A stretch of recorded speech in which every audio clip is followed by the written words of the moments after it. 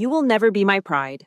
What right does a lowly grunt like you have to demand this family's estate, sign the papers returning the house before I crush what little cheap dignity you have left right here?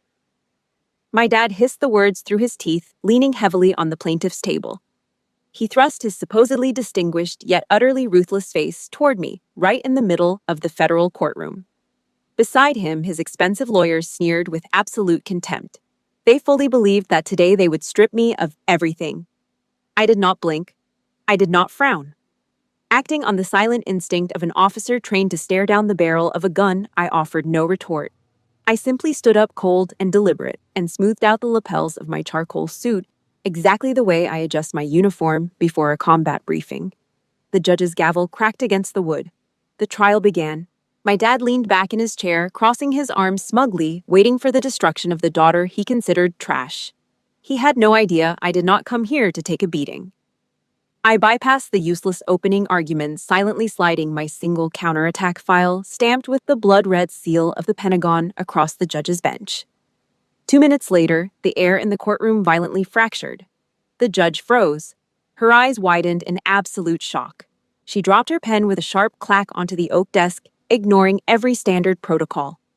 She locked her burning eyes onto my dad's smug face and gritted out, "See, sir, do you know what your daughter is? Before I tell you what happened, take a second to like and subscribe, but only if this story hits close to home. And let me know in the comments where are you watching from and what time is it there right now. To understand how I ended up in that courtroom, you need to understand the man sitting across from me. My dad did not just demand respect. He manufactured it.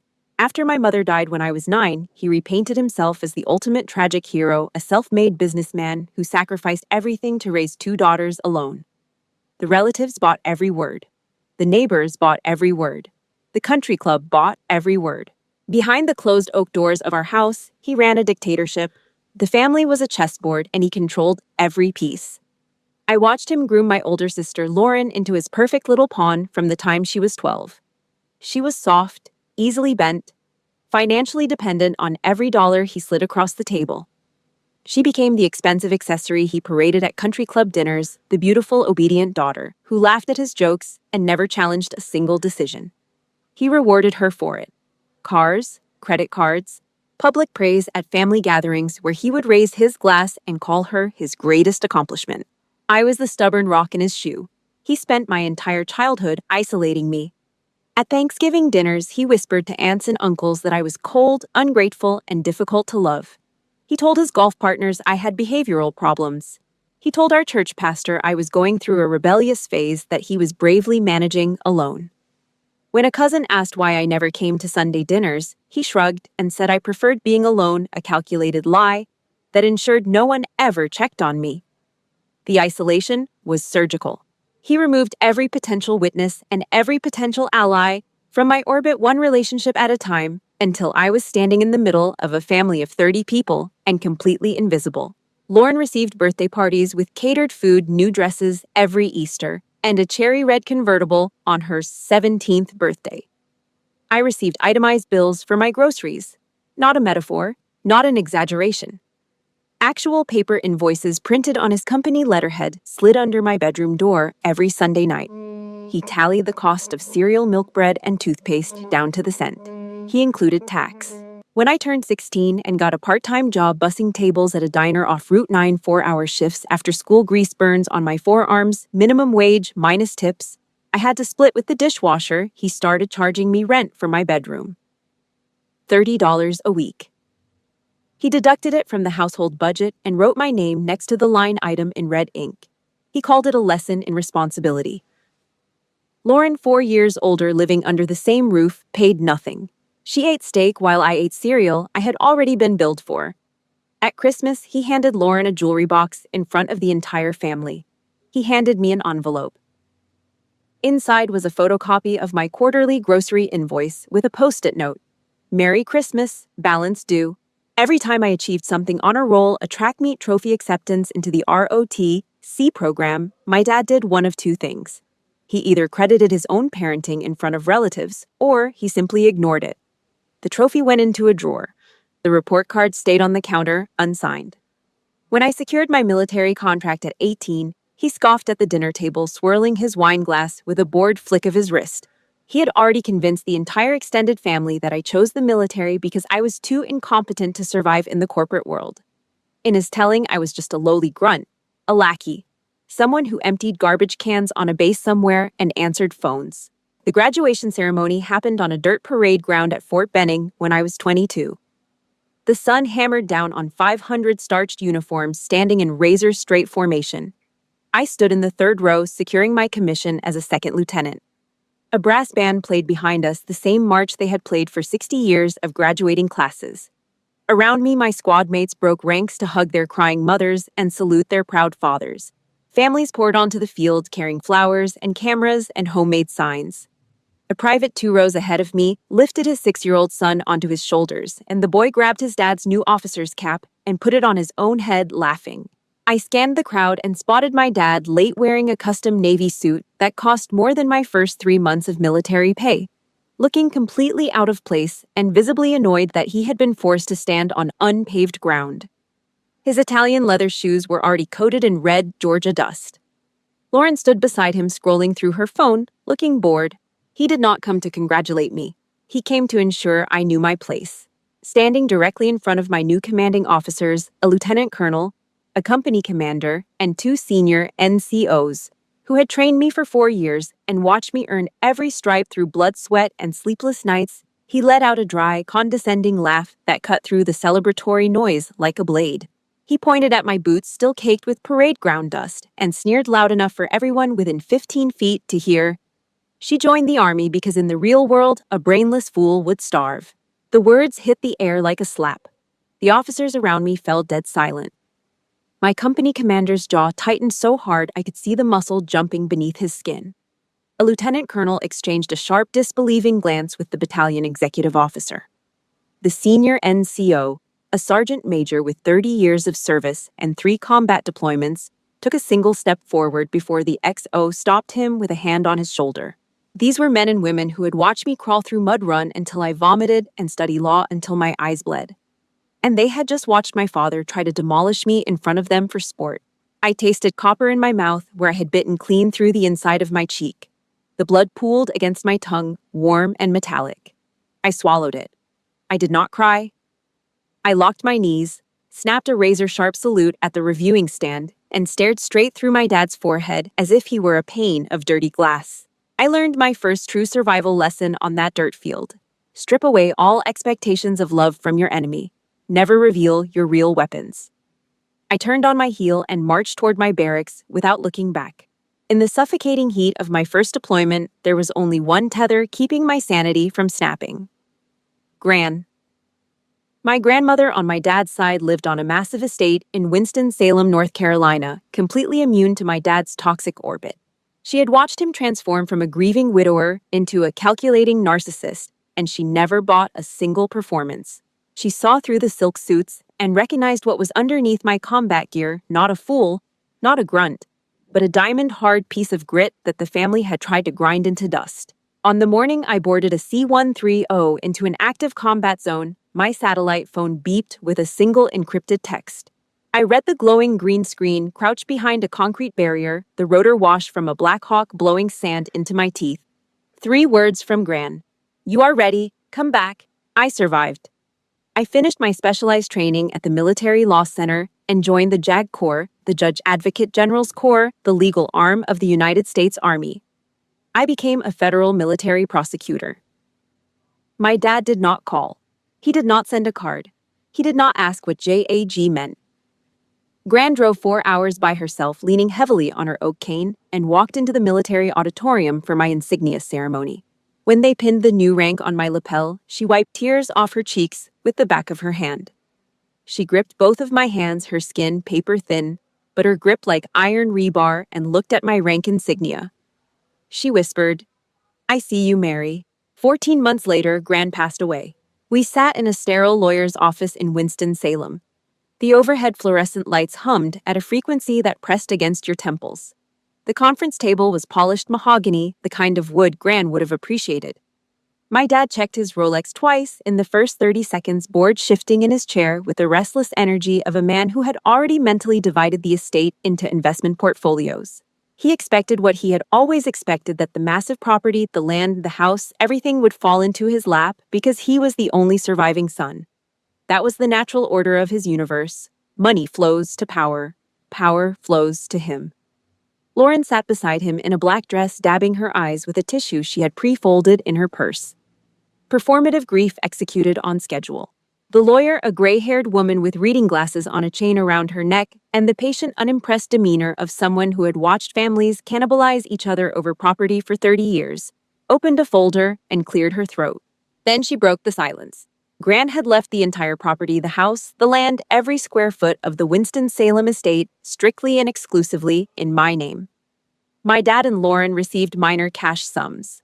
Modest amounts, deliberate amounts, the kind of amounts that send a very specific message: I see you clearly, and this is what you are worth.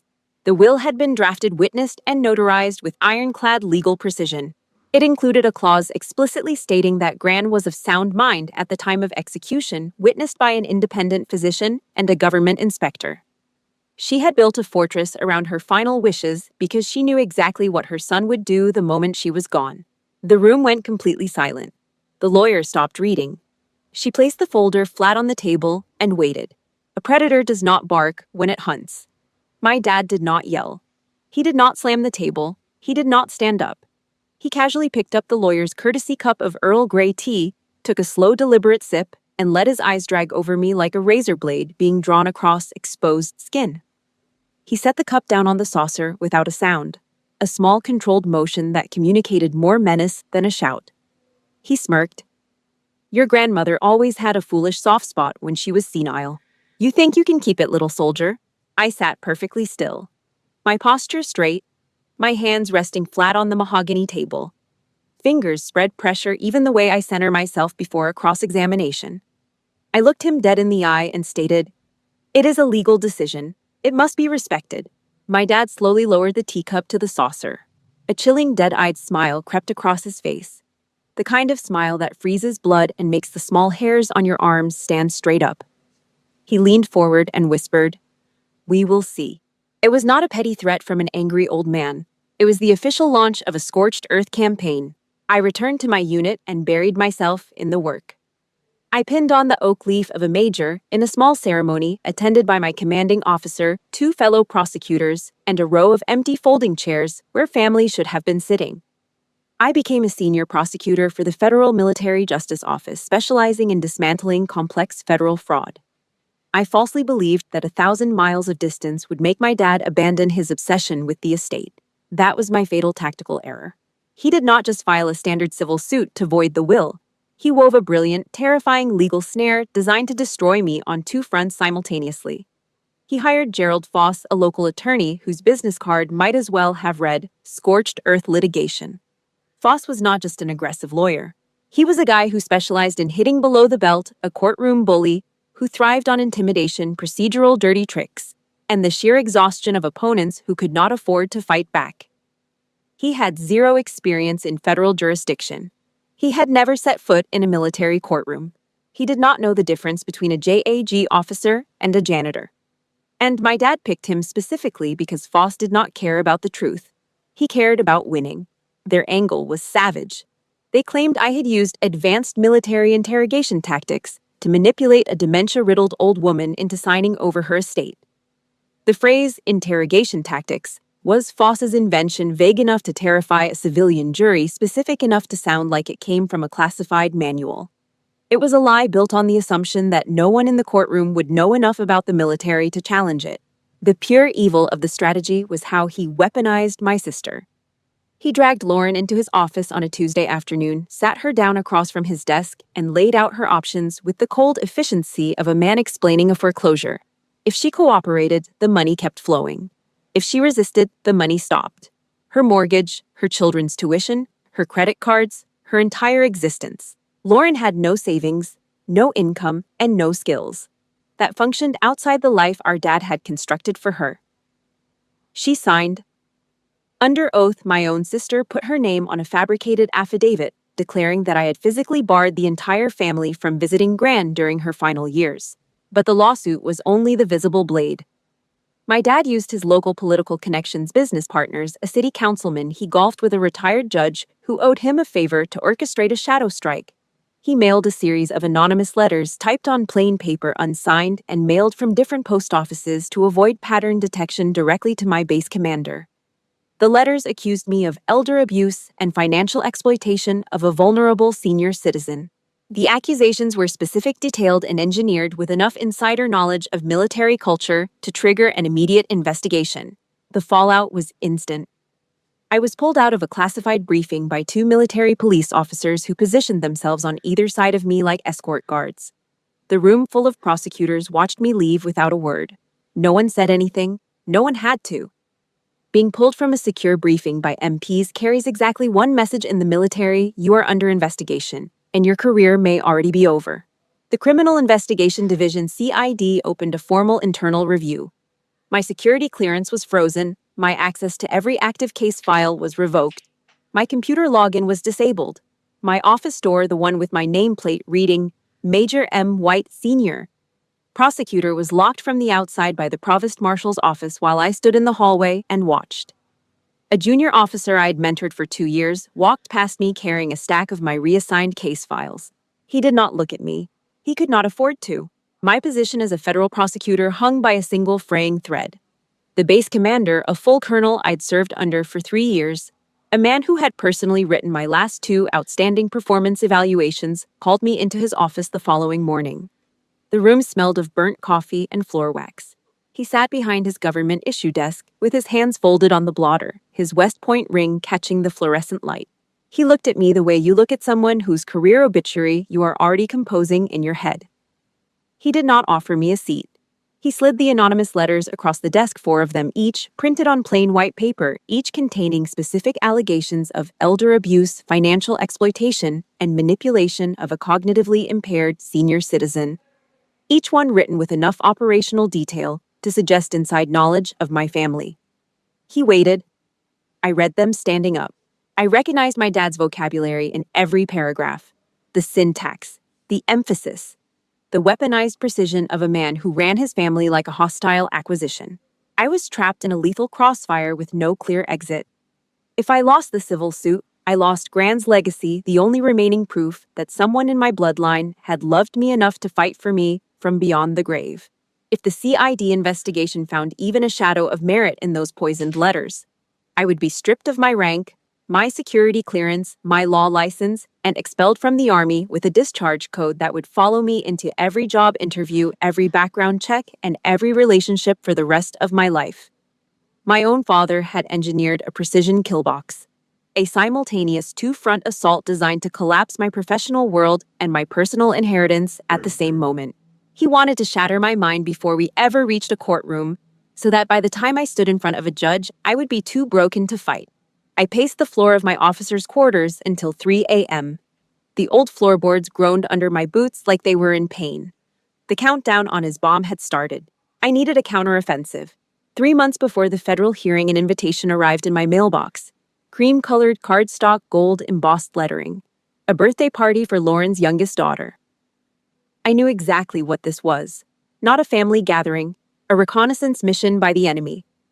My dad needed to see me to read my face to gauge whether his anonymous letters had broken me.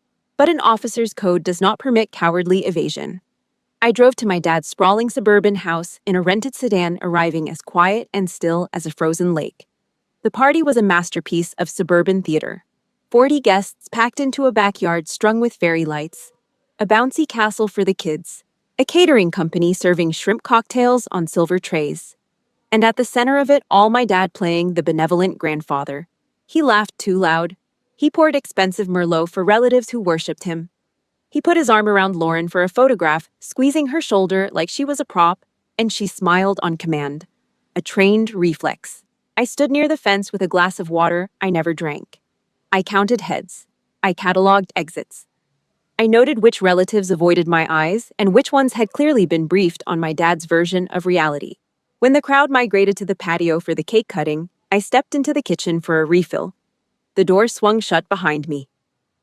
My dad was standing there, alone.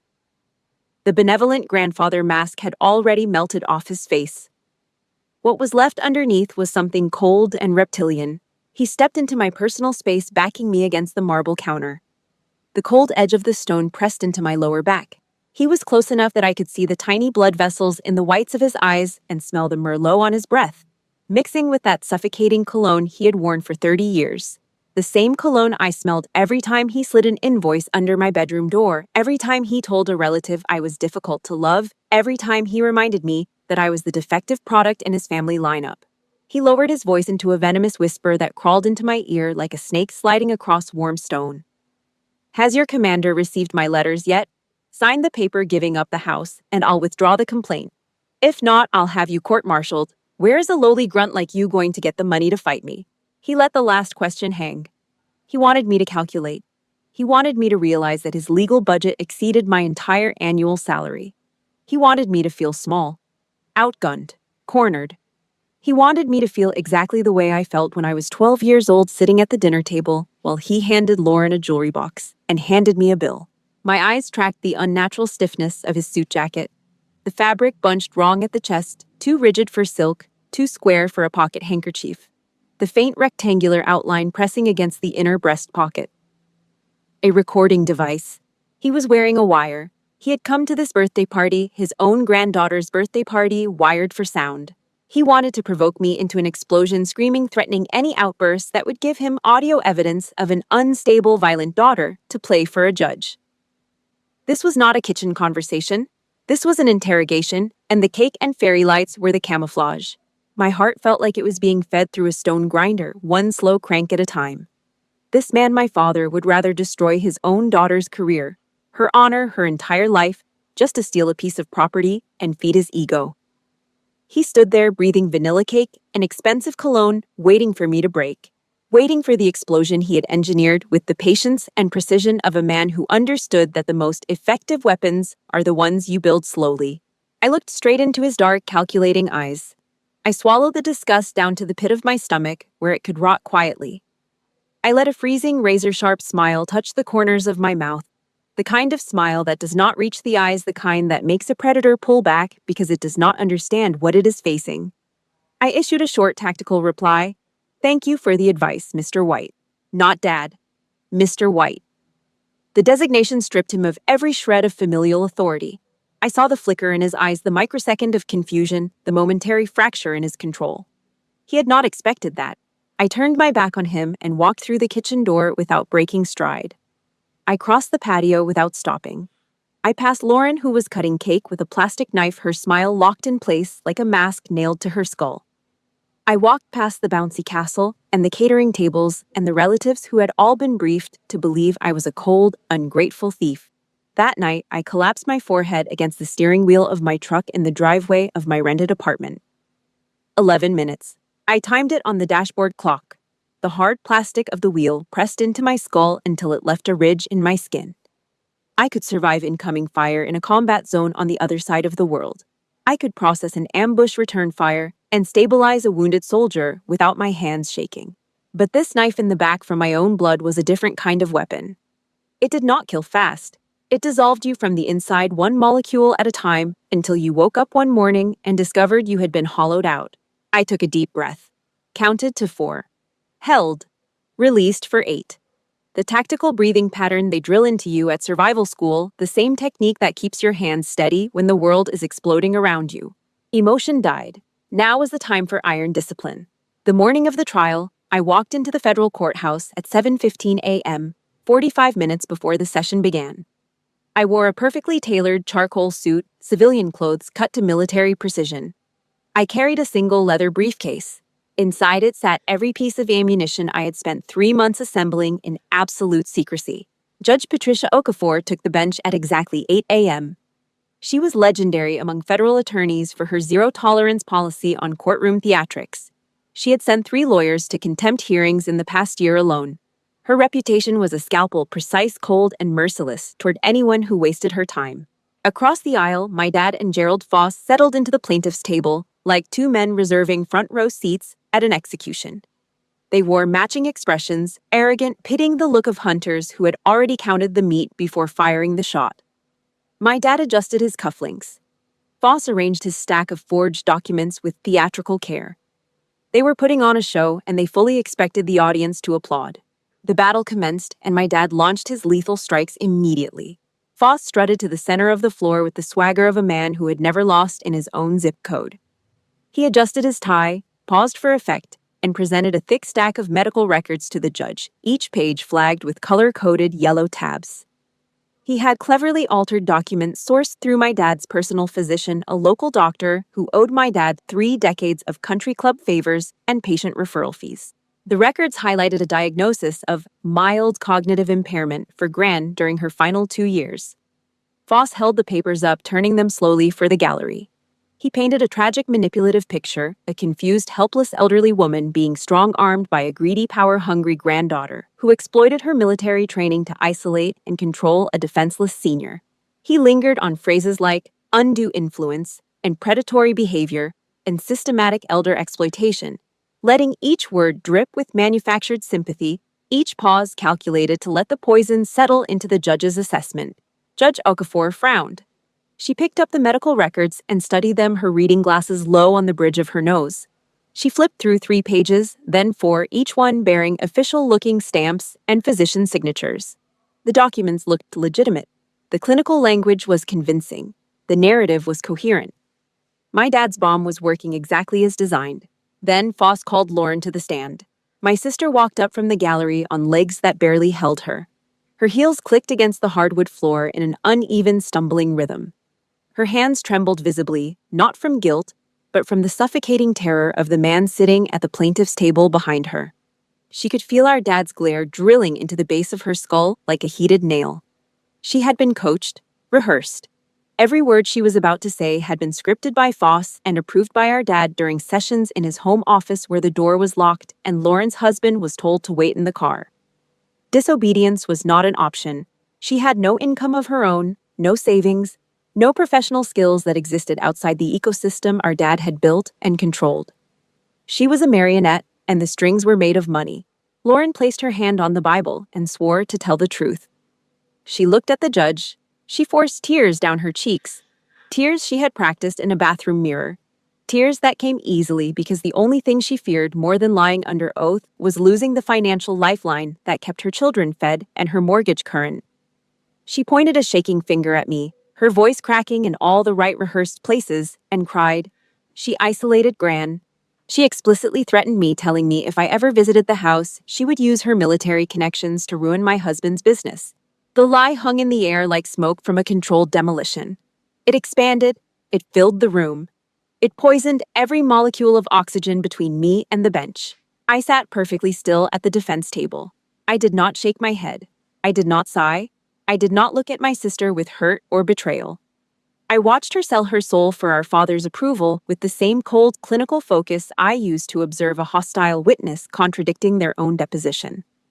The judge's expression darkened as she glanced over at me, clearly troubled by the devastating testimony. My dad leaned back in his chair, the wood creaking under his shifting weight. He shot me a triumphant smirk, the kind a cat gives a cornered mouse right before the killing bite. He thought his bomb had detonated perfectly. Every charge had landed. The medical records, the sister's testimony. The fabricated picture of a predatory soldier exploiting a dying old woman. I calmly opened my briefcase. The latch clicked once in the silence. I slid a heavy stack of papers from inside and placed it flat on the table without a sound. If you have ever had to sit in silence while toxic family members assassinated your character with lies, please like this video. Subscribe to the channel and share your survival story in the comments. The truth always outlasts the manipulation. It was my turn. I stood up, buttoned my suit jacket with a single motion, and walked to the clerk's desk. My heels struck the hardwood floor at a measured cadence, the same pace I use when approaching the bench in a military tribunal. I submitted a bound folder of encrypted satellite communication logs, SATCOM records pulled directly from the Department of Defense archives. Each entry was time-stamped down to the second, verified by military encryption protocols that could not be fabricated outside of a secure government facility, and cross-referenced against deployment orders that confirmed my exact geographic location at the time of every single transmission. I turned to face Judge Okafor and spoke with the measured, controlled tone of a prosecutor presenting evidence in a capital case. I did not raise my voice. I did not add inflection. I let the data speak. I explained that these logs proved beyond any margin of doubt that I had maintained weekly verified contact with my grandmother, even while deployed in hostile combat zones on the other side of the world. Every call was logged. Every encrypted text was archived. Every welfare check I'd routed through military channels was documented and countersigned by my communications officer. The record stretched back 4 years of consistent verifiable contact that formed an unbreakable chain of evidence. They obliterated the lie that I had isolated Gran from anyone. They proved the opposite. I was the only family member who maintained regular contact with her. The only one who called. The only one who showed up. I placed the final page on the clerk's desk and returned to my seat. The time-stamped data dismantled Foss's narrative like a wrecking ball through drywall. But my dad absolutely refused to yield. He could not. A narcissist does not retreat when cornered. A narcissist escalates. It is a biological reflex as involuntary as breathing. The moment Judge Okafor picked up my SATCOM logs and began reading, something broke behind my dad's eyes. The mask slipped. The furnace he kept buried under silk suits and country club smiles, the narcissistic rage that powered every manipulation, every whispered lie, every anonymous letter bypassed every safety valve Gerald Foss had installed. Foss saw it coming. He reached for my dad's arm with both hands. My dad shook him off like a dog shedding water. He slammed both palms flat on the plaintiff's table with a crack that echoed off the courtroom's vaulted ceiling like a rifle shot. He shot up from his chair, knocking it backward into the wooden railing behind him. The chair hit the floor with a bang that made the court reporter jump. He put on the mask. Not the silk-suited patriarch mask. The other one. The agonizing, theatrical mask of a betrayed, heartbroken father. He had rehearsed this one too. His chin trembled on command. His eyes glistened with manufactured tears. He pointed a shaking finger directly at my chest, aiming it like the barrel of a weapon. His voice filled the courtroom, bouncing off the high walls, the marble floor, the vaulted ceiling. Your Honor, she is lying. She is just a lowly grunt who mans a switchboard. She stole the unit's seal to forge these satellite papers. She is deceiving the military to steal my mother's money. Foss, lacking even a passing familiarity with federal military jurisdiction, immediately jumped on the sinking ship. He straightened his tie, stepped forward, and formally requested that Judge Okafor dismiss all of my evidence due to his exact words, clear signs of forged military documentation. My dad looked at me. A vicious, triumphant sneer twisted his lips upward. He firmly believed he had done it. He had used my own military service, the career he had mocked since the day I signed my first contract, to tie a noose around my neck. In his mind, I was a switchboard operator, a lowly grunt, a nobody playing soldier, a brainless fool who could only forge papers, never earn them. The entire courtroom held its collective breath. Spectators in the gallery sat frozen. The court reporter's fingers hovered above the keys. Even Foss went still, his bluster draining into the silence. The snare had pulled tight. I did not look at my dad. I did not acknowledge his performance. I turned my eyes to the bench, reached into my briefcase one final time, and lifted a red-sealed manila folder. I walked it to the judge's bench and placed it on the oak surface with a soft, decisive thud. That was the moment I launched the final strike. I spoke with the resonant, unshakable authority of a prosecutor who has spent a decade putting criminals behind bars. Your Honor, the plaintiff has just accused me of forging federal documents. I request the court verify my military identification code on page 2. I stepped back. My hands rested at my sides. My breathing was controlled. My face was granite. Judge Okafor opened the folder. The air in the courtroom fractured like a pane of glass struck by a hammer. She froze. Her fingers stopped mid-page. Her eyes widened as they tracked across the crimson ink stamped by the Department of Defense seals, authorization codes, and classification markers that no civilian, no local attorney, and certainly no switchboard operator could ever obtain or replicate. Her pen slipped from her fingers and hit the desk with a sharp clack that sounded like a bone breaking in the silence. She abandoned protocol. She snapped her head up and her eyes blazing with a terrifying judicial fury that I had seen her reserve only for the most egregious offenders, pierced straight through my dad's face like a bayonet. She gritted her teeth. "See, sir, you just accused the defendant of forging documents to commit fraud. My dad puffed out his chest. He was still riding the adrenaline of his performance, still trapped inside the narcissistic delusion that he controlled the room. He nodded sharply. Yes, Your Honor, she is a deceitful liar. Silence! The judge's gavel struck the wood like a gunshot. The sound detonated through the courtroom. A woman in the gallery flinched. Foss physically recoiled, his face draining of color in real time, going from arrogant pink to the chalky white of a man who has just realized he is standing on the wrong side of a landmine. Judge Okafor leaned over the bench. Her voice dropped into a register that could have ground steel into powder. She spoke slowly, deliberately carving each word into the record and into my dad's 23-year-old illusion of superiority. Do you know what your daughter is? My dad blinked. For the first time in the entire proceeding, the sneer vanished. Something flickered behind his eyes. Not guilt, not remorse, but the primal animal terror of a predator who has just discovered he is trapped in a cage with something far more dangerous than himself. Judge Okafor did not wait for his answer. The defendant is not a switchboard operator. She is Major Mary White, Senior Prosecutor for the United States Federal Military Justice Office. These satellite documents carry the classified authorization of the Commanding General of the Army. And you, sir, have just committed perjury and slandered a federal officer right in my courtroom. The words hit the room like a series of controlled demolition charges. Each sentence collapsed another floor of the building my dad had spent 2 decades constructing. Major, Senior Prosecutor, Federal Military Justice Office, classified authorization. Commanding General of the Army. Perjury. Slandered a federal officer. Each phrase was a structural charge placed at load-bearing points, and they detonated in sequence. His mouth opened. Nothing came out. His hands, the same hands that had gripped the plaintiff's table with such entitled confidence 10 minutes earlier, the same hands that had slid grocery invoices under my bedroom door and patted Lauren on the shoulder like a trained pet, dropped to his sides and hung there useless. Foss stumbled backward from the plaintiff's table as if the wood itself had caught fire. His legal pad fell from his hands and hit the floor, scattering loose pages across the aisle. The gallery erupted in whispers. The court reporter typed in a blur. A U.S. Marshal standing near the rear door shifted his weight and put his hand on his belt, instinctively preparing for the possibility that my dad might try to flee. I took a single step forward. I let the full suffocating presence of a major senior prosecutor who had dismantled federal fraud networks, cross-examined witnesses in military tribunals, and stood in courtrooms where the stakes were measured in decades of prison time and millions of dollars flood every inch of that room.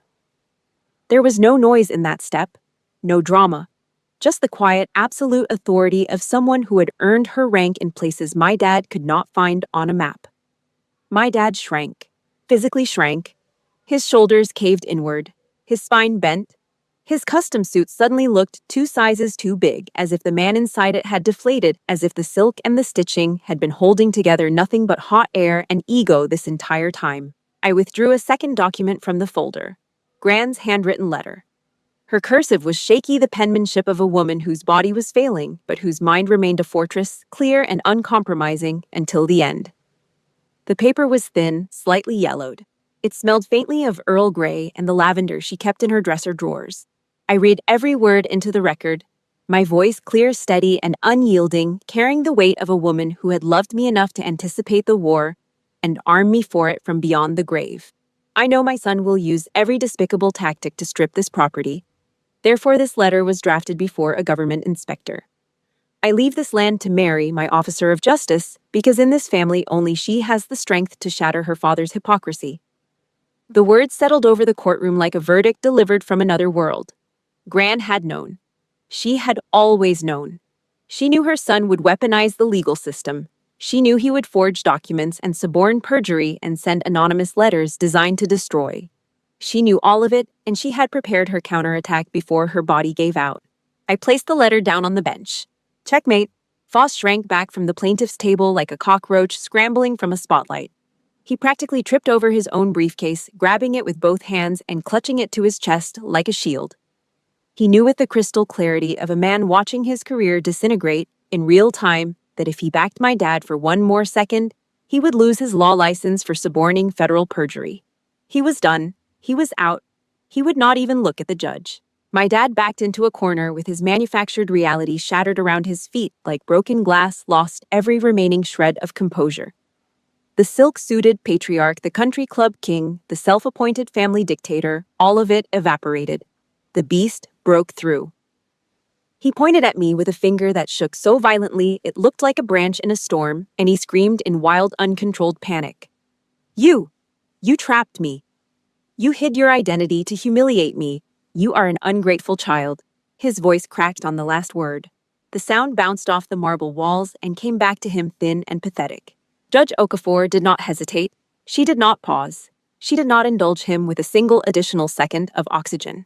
Enough, all claims are dismissed with prejudice. Furthermore, I am forwarding the transcript of today's proceedings to the U.S. Attorney's Office to review Mr. White for federal perjury charges. Any anonymous letters you sent to the military will now become evidence against you. The gavel came down one final time. Court was adjourned. I calmly packed my files.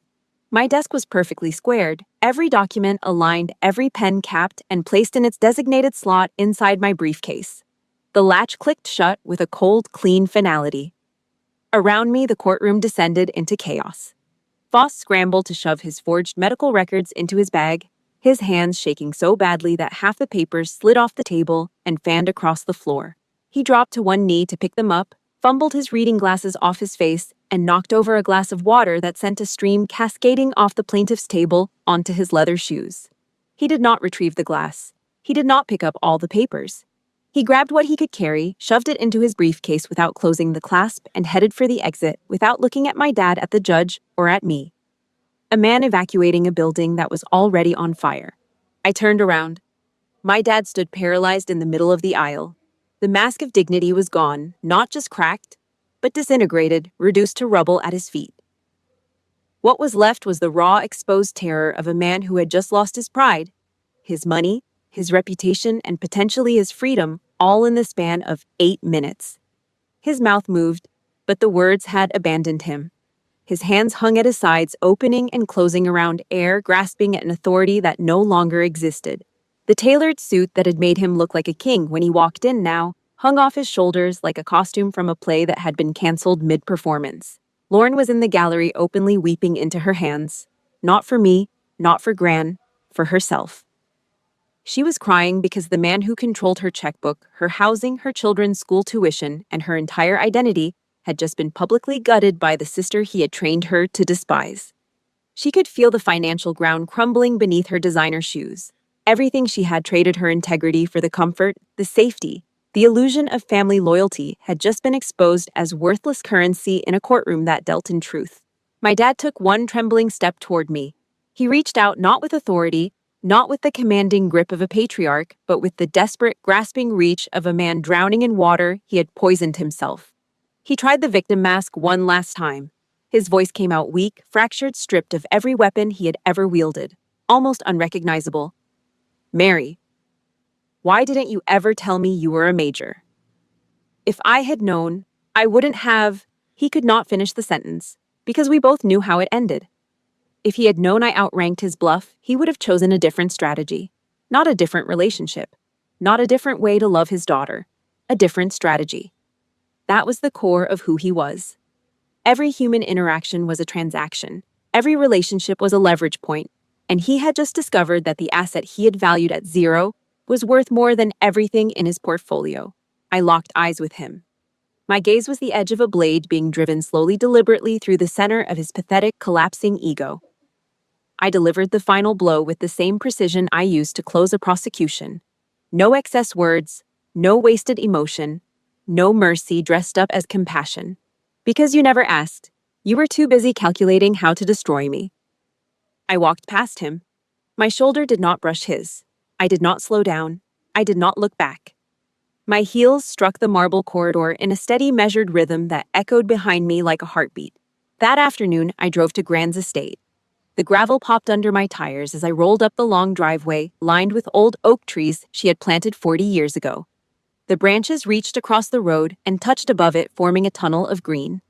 My dad's lawyer had spent the previous 2 hours begging me for mercy first, by phone then in person, standing in the courthouse parking lot with his tie loosened and sweat running down his temples. Drop the criminal perjury push. Let the old man keep his business license. Let the family maintain whatever scraps of public dignity they had left. Foss was not begging for my dad. He was begging for himself. The state bar had already been notified. His name was already on a list. I parked the truck and walked around the back of the main house to Grant's old wooden shed. The door hinges groaned when I pushed it open. The space smelled of damp pine and motor oil and decades of quiet, honest, invisible work, the kind of work that never made it onto a country club resume. Rakes hung on the wall in a neat row, arranged by size, each handle worn smooth by her grip. A pair of her gardening gloves sat on the workbench, stiff with dried dirt, the fingers curled inward as if they were still holding something. Exactly where she had left them the last time she walked out of this shed under her own power. I pressed my palm flat against the rough-hewn pine wall and felt the grain of the wood bite into my skin. I stood there in the silence and let myself feel the weight of everything that had happened. Not the rage, not the satisfaction, but the cost. The 23-year cost of surviving a family that treated love like a zero-sum game.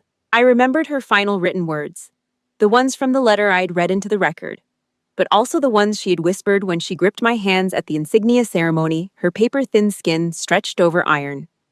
And the 3 words she had sent through a satellite when I was crouched behind a concrete barrier on the other side of the world. Sand in my teeth rotors shaking the air above me. And one more line. Written on the back of the letter in pencil and handwriting, so faint and shaky that the lawyers had overlooked it entirely. A private message. A final order from the only commanding officer who ever loved me. You do not need to forgive them because they deserve it, but leave a space for forgiveness so you can walk forward in peace, my soldier. I pulled out my phone and called my JAG team. I ordered them to drop the criminal perjury push against my dad. The order came out steady, deliberate, final. Not because he deserved mercy, not because I felt sympathy for the man who had tried to destroy me, because Grant asked me to. Because the last act of my campaign would not be vengeance. It would be obedience to the one person who had earned the right to command me. But I mandated a permanent ironclad restraining order barring him from the property. Forever. He would never set foot on Grant's land again. He would never touch the house, the trees, the shed, or the dirt she had walked on. That ground was mine. And it was sacred. A new order had been established. Not through negotiation, not through compromise, through absolute, overwhelming force deployed with surgical precision. My dad never dared to use a condescending tone with me again. The anonymous letters stopped. The legal threats evaporated. He dissolved his partnership with Gerald Foss within a week. Foss, who had quietly been informed by the state bar that his conduct was under review. My dad was reduced to what he had always been underneath the silk suits and the manufactured charisma, a coward. He communicated through timid text messages, short, cautious, stripped of every ounce of the venom he had carried for 23 years. A man carefully sweeping a minefield with his bare hands. The monster who used to dictate my worth was now terrified of my shadow. 6 weeks after the trial, I was sitting on the porch of the estate. The sun was dropping behind the tree line, and I heard the creak of the old boards under my boots. My phone vibrated against the armrest. A text from him. I am thinking about you today. Thank you for showing mercy. I hope you are doing well at your unit. I stared at the glowing screen. The letters blurred for a moment, then sharpened. I read the message twice. I felt the weight of it. Not the words. The words were hollow, performative, carefully constructed to test the fence without touching the wire. The weight was in what was missing. No apology. No acknowledgement of what he had done. No admission that he had spent 23 years systematically trying to erase me. Just a cautious, self-serving probe disguised as warmth. The 12-year-old child who used to sit at the dinner table silently craving a single word of approval from the man at the head of it had died a long time ago. She died on a dirt parade ground in Georgia. She was buried in a combat zone, overseas. She was cremated in a kitchen that smelled like vanilla cake. In her place sat Major Mary White, hardened by the elements forged in courtrooms and conflict zones, the woman who crushed the most vicious campaign her own father could engineer. I did not feel anger. I did not feel sadness. I felt the cool, detached satisfaction of a commander who had successfully neutralized a hostile threat and secured the perimeter. I typed back. 6 words, as brief and cold as a military dispatch. I am well. Everything is settled. I hit send. I placed the phone in my pocket. I did not wait for a reply. I shifted my truck into gear and drove down the quiet paved road leading away from the estate toward my military base. The April wind carried the scent of the pine forest through the open window and into the cabin. I kept both hands on the wheel. I checked the rearview mirror once the house, the oaks, the land, all of it shrinking into a steady, permanent distance behind me. I had built the defensive perimeter of my life. I had crushed the most cowardly attack my own blood could mount. I had honored the only person in my family who ever earned the word. The ground beneath my boots was finally silent, and it was entirely mine. Family is supposed to be your safe haven, but sometimes you have to become your own fortress to survive them. If this story resonated with you, please like the video, subscribe, and share your thoughts in the comments. Your peace is worth fighting for, no matter who is on the other side of the battlefield.